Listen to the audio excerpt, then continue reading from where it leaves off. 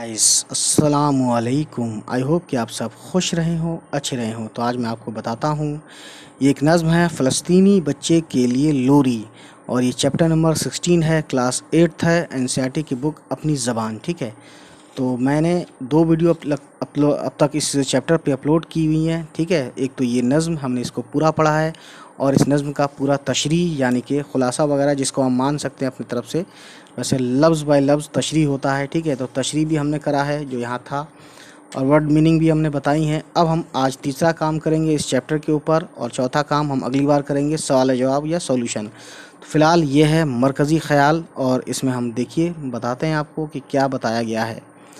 इस नज़्म का पैगाम ये है कि अगर हम वतन की राह में शहीद होने वालों की मौत को खुशी से कबूल कर लें, तो वो शहीद होने वाले हमारी अपनी हस्ती में यानी ज़िंदगी में फिर से ज़िंदा हो जाते हैं, और उनकी जुदाई का गम दूर हो जाता है।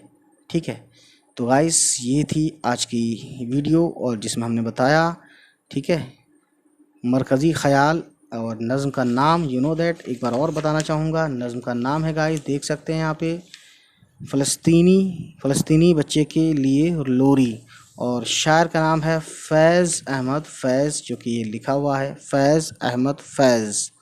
और ये जो सिंबल है ये होता है किसी भी पोइट्री नेम जब हम यूज़ करते हैं तो उसके ऊपर ये सिंबल लगाते हैं, ये इस तरीके से होता है। ठीक है, तो ये फैज़ अहमद फैज़ साहब नाम है इनका, और फैज़ इनका तखल्लुस है। तखल्लुस को ही हम पोइट्री नेम कहते हैं, जो कि शेर व शायरी में यूज़ करते हैं, क्योंकि पूरा नाम नहीं करते। सो गाइस, चलिए फिर, उम्मीद है ये वीडियो आपको पसंद आई हो। चलिए फिर मिलते हैं आपसे, बाय बाय, टेक केयर।